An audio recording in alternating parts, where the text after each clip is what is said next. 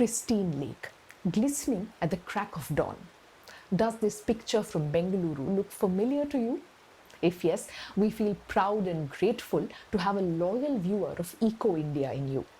This story was in our very first episode, broadcast nearly 2 years ago in October 2018. I'm Sanuta Raghu, and today I'm happy to welcome you to the 100th edition of Eco India. We want to have a look back at some of our favorite stories and change makers. And without a doubt, Usha Rajagopalan from Bengaluru is one such change maker who successfully revived a polluted lake in her neighborhood. Let's look back at how she did it.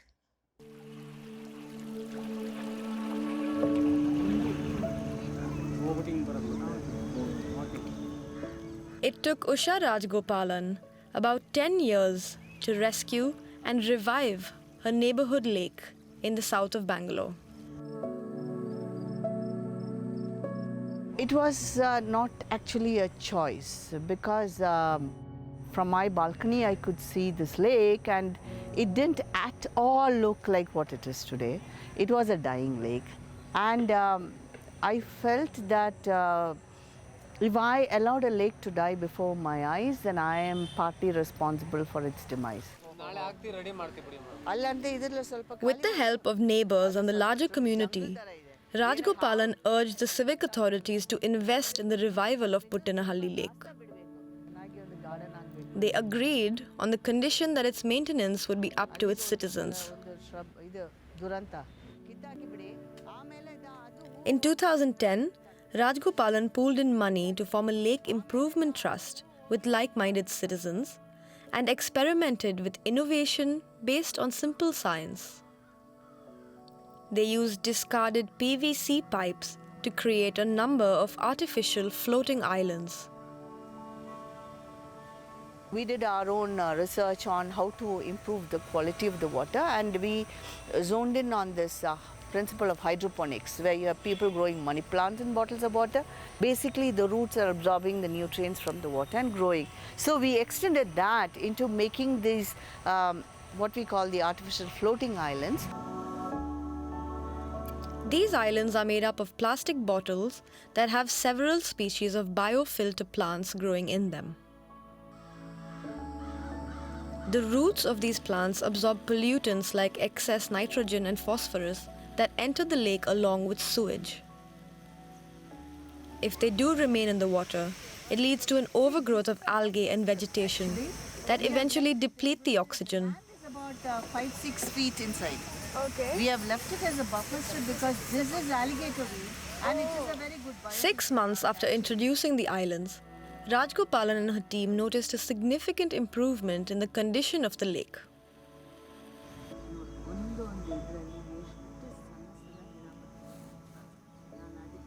You didn't even need to test the water to see that the quality was improving, because we could see the base, the lake bed, you can see fish, and the birds were coming there, and it was absolutely delightful. Bangalore has had lakes since the 8th century. They were built when the city was founded because it lacked a perennial river and received low rainfall. Lakes in fact remained the primary source of water for early Bangaloreans. But as the city grew and piped water was brought in, the lakes lost the attention they once received. But now, citizens groups like Rajagopalan's are trying to restart the discourse and revive the former glory of its city's beautiful lakes. We are constantly having these programs, all to bring the community together to this lake, to make them understand this lake is important, not only that it is recharging the water table, all the trees are enhancing the green cover, and people can see a difference, They love to come here all the time, but it is no freebies. You have to contribute something to it. Rajagopalan continues to ensure that her community works to keep the lake alive. Bringing back a lake to life is no small feat. Our reporter caught up with Usha Rajagopalan to find out if anything has changed in the 2 years and what keeps her motivated to continue the crusade. It's so nice to see you again. So tell us, what's been people's reaction to the transformation of your lake? Ever since your story came out, we started getting calls from across India, from different parts of India. Off the cuff, there was somebody from Coimbatore, somebody from Chennai, two people from Uttar Pradesh. So it's very exciting because now people, I think, have they see there is nothing extraordinary about me and my friends. So if we can do it, then why not? They can do it as well. And for all, they will be able to do it much better. So would you say that lakes in Bangalore are receiving more attention now? What has been happening in Bengaluru is that we have about, I'm not sure of the number, maybe 50, 60, 70 lake groups in Bangalore. And we have come together to form a federation of lakes. And now we are actually, we want to put down a document on how to go about rejuvenating a lake and more importantly, how to maintain it and how to protect it with the active participation of people in that locality. I think our lakes, whatever lakes, the number of lakes that are still left, there is definitely hope for them. What are your plans for the future? I hope that we can do a lot more. So where I used to see a spot-billed pelican swimming in the lake, now I see potential for lots more birds to come. And I think I feel very happy about this. So I think the time will soon come that I can really step back and hand over the charge to my team fully. That will be worth it because what we have also been telling the younger generation is that the lake belongs to you, so you need to take it forward.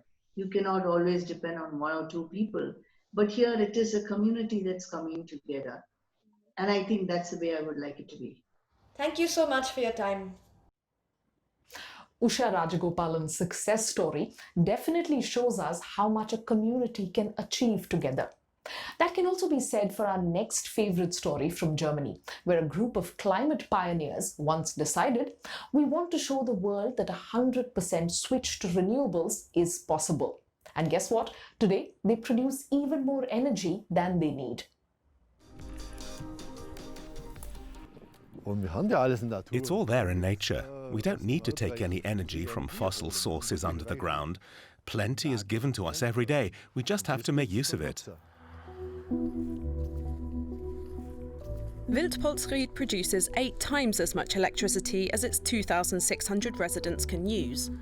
All that electricity isn't produced in one big plant, but in a decentralised fashion, and it's then made available to others via the grid. Delegations from the places around the world marked by flags have come to inspect this revolutionary village. They're usually welcomed by Arno Zengeler. He's been mayor for 23 years and has been involved in the shift to renewables from the start.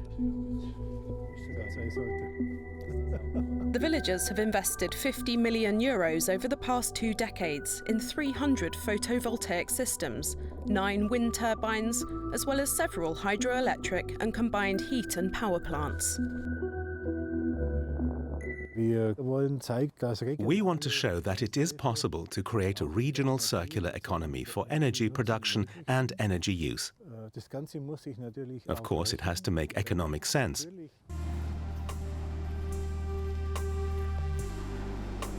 Another father of the green revolution of Wildpolsried is Wendelin Einsiedler. He's a farmer who started experimenting with renewable energy in the 1990s. He soon won over his fellow villagers and set up a wind farm cooperative.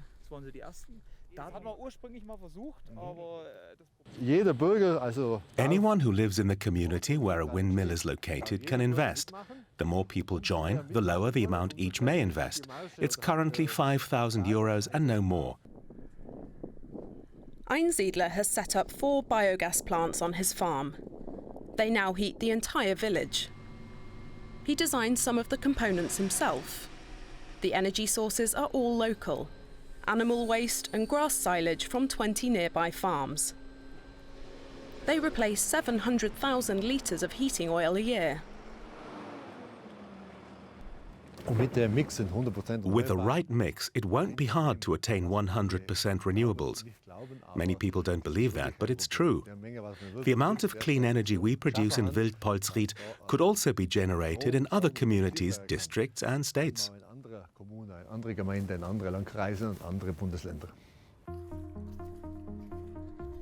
Energy generation is one key factor. Two others are energy storage and developing an intelligent grid so power can be moved to where it's needed. The Sonnen company in Wildpolsried addresses both these issues. It makes lithium iron phosphate batteries, which in combination with solar panels enables households to become largely energy independent. It also manages an electricity sharing system it calls Sonnen Community. Private power sharing could perhaps one day make the large utility companies and their huge power plants redundant. One small village in Bavaria could inspire other people across Germany and in other countries. Examples like these are proof that change is not only possible, but it's imperative. Now, I would like to bring you back a story that's especially close to my heart. A year ago, we reported about the women farmers in the Marathwada region of Western India, who claim to officially own 1 acre of land each from their ancestral farmland. These women were revolutionary, and now, during the pandemic, their produce ensures that their families don't go hungry. The women of Bavi village in eastern Maharashtra are singing songs of prayer for a good harvest and weeding out the bad luck they've had to face in the last decade. In the region of Marathwada, Bavi is one of the harshest places in India to be a farmer. Crop failure, severe groundwater depletion, food insecurity, and uncertain cash flow are widespread problems. Its drought-prone districts are seeing an increasing number of farmer suicides every year.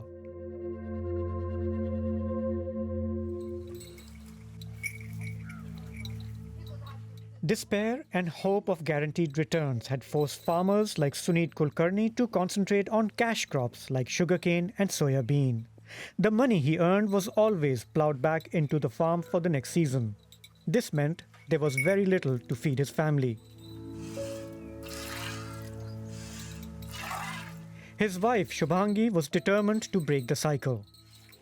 When a man works on the farm, he only thinks about money and the big decisions that need to be taken.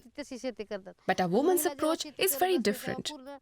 She thinks about the home and the needs of her family, the food and the money that's required to survive. 3 years ago, Shubhangi insisted that her husband set aside 1 acre of farmland to grow fruit, vegetables and grains to meet the food needs of the family. Not only that, she insisted that the land be legally transferred to her name. For a woman to make such a demand was not only rare, but revolutionary. In India, 83% of farmland is inherited and owned by male members of the family, while women inherit and own less than 2%. Women have always had to work as farm laborers. 70% of women farmers today do 80% of all the work in the farm, not as decision makers, but as helpers. But now they are owners too.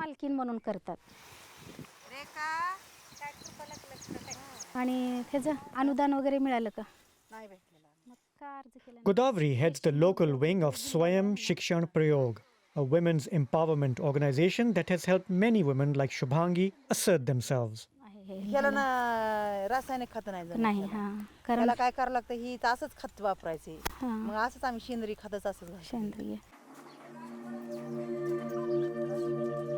The idea to empower Bavi's women came after a startling revelation in 2009. Many of them were severely malnourished.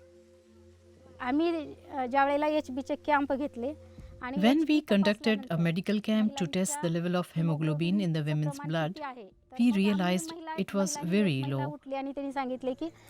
One of the women present said that in rural families, women traditionally serve the men first and then eat whatever is left. And sometimes that's nothing at all.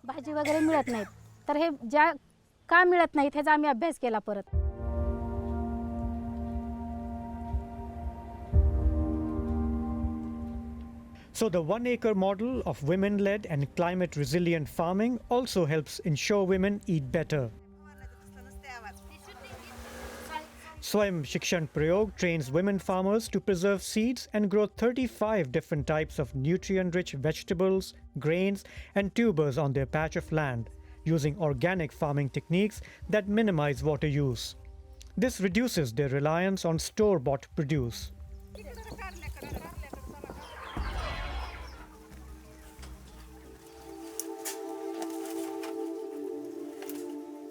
The 1 acre model has improved Archana's status not only within her family but also within the community.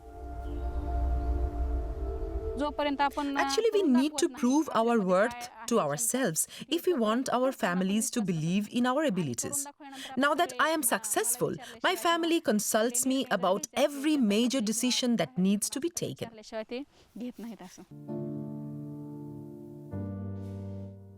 In the drought-prone Marathwada region, more than 41,000 women farmers now practice the 1 acre model. But the fight for women's rights is far from over. In a deeply patriarchal society, only 10% of women own a 1 acre farm, as Archana and Shubhangi now do. Women farmers have resilience built into them. Even when you talk to them about big problems like the devastating effects of the changing climate, they seem undaunted. Over the last 2 years, we've spoken a lot about climate change and rising temperatures on Eco India. You must have experienced the fluctuating and extreme weather patterns too. A city in Spain has now come up with solutions to tackle this, and they're replicable across Europe and India. Cradled between lush hills and the Mediterranean Sea, Barcelona is Spain's second biggest city. By 2030, the city council's urban ecologists are looking to create an additional 160 hectares of green spaces. That's 1 square meter per resident. It's a very ambitious plan that will take a lot of effort. But local residents will benefit from these green spaces, which will also help absorb pollutants and regulate temperatures. A turning point that is much needed. During recent decades, Barcelona's average temperature has risen by more than 2 degrees Celsius. Smaller projects include planting certain flowers around the base of trees to protect them from pests, providing shade for others, and create a network of green spots throughout the city.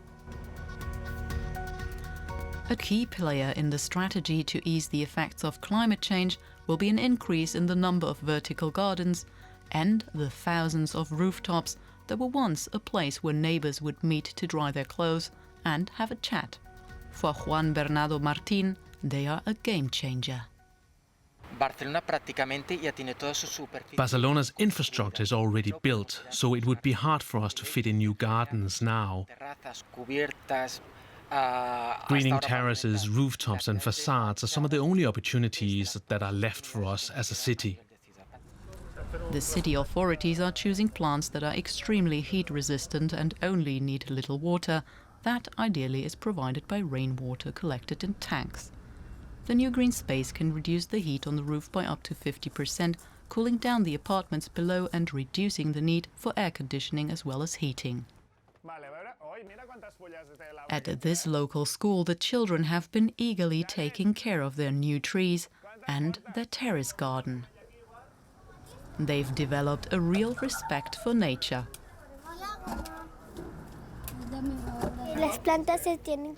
You need to take care of plants, because they also have feelings. You shouldn't kill plants because it just doesn't make sense. They taught me about the different types of plants and how you need to take care of them. We're having a lot of fun here. It's little wonder, with so much to explore and the extra bonus of harvesting fresh food with no travel miles attached, which is good for air quality. Barcelona is clearly a city in transition. Soon it may no longer be necessary to climb the hills if you want to get some fresh air and enjoy the beauty of nature.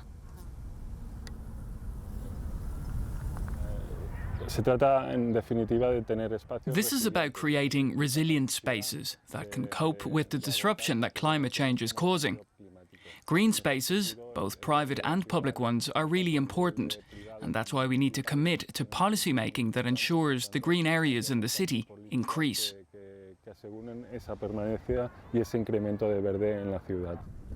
Bringing nature to Barcelona is a huge undertaking, but it will encourage plant and animal species to make the city centre their home. Cities around the world, be it Barcelona or Mumbai, receive a lot of time, money and effort when it comes to their development. Rural populations, on the other hand, often get a raw deal. The next story I want to bring back is one of persistence, of how a rural community of traditional camel herders is refusing to give up on its age-old livelihood and is finding new sustainable alternatives to not just make do but thrive. This region is India's largest salt plain and home of the Kharai camels. Their diet includes various plants, shrubs and mangroves. The Oont Maldhari, as the herders are called, are traditional pastoralists. They live on the camels, using them for transport or by selling their milk. But today this livelihood is threatened. The once thriving mangrove forests are fast disappearing, giving way to salt pans for big manufacturers. The mangroves were much closer to us earlier. We used to take the camels out to graze and be back within an hour. But now we need to go 6 to 7 kilometers deeper into the desert to look for a grazing ground. The salt production and processing is drying out the mangroves.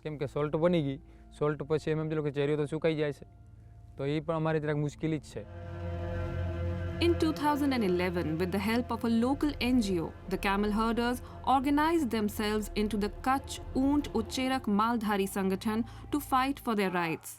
Over the years, they have filed a case in the National Green Tribunal, a special court that deals with the cases related to environmental issues, to disallow salt manufacturers from operating in the region and ensure better implementation of the conservation plan of the highly threatened Kharai. In 2013, together with the NGO, they came up with an idea to secure their livelihood. For years, they only used camel wool for their own needs, to make seat rests while riding camels or bags for their belongings. Taking this practice beyond the immediate community could not only give them a new mode of livelihood, but also help conserve the Kharai. Camel wool is a natural fiber, and it is available in various colors and shades. So this wool doesn't require any sort of dyeing, natural or chemical dyeing process. It is already available in various shades, and there is a possibility of creating very beautiful products out of this, this wool through hand skill. The NGO Hamir has been helping the herders of Kutch to set up an assembly line process. The camels are sheared once a year, just before the region's harsh summer season. A Kharai camel produces about 300 grams to 5 kilograms of wool per year, depending on its age. That's enough to provide a viable source of income to the camel herders. The women are spinning the sheared wool into yarn. The whole community is involved in the processing of shearing the wool, spinning the yarn and weaving the cloth. Today, there are only 6,000 Kharai camels in the Kutch region, but with the camel herders taking a big step towards reinventing their traditional craft and fighting against the further spread of the salt industry, a sustainable future for both the camels and their herders might be possible.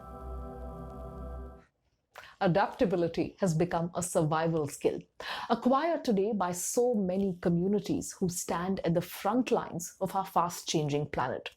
Hopefully, we reminded you today of some stories that you liked. Next week, we'll be back with new topics. Tell us what you think and write to us at ecoindia@dw.com. Until then, stay safe and take good care of yourselves. Goodbye.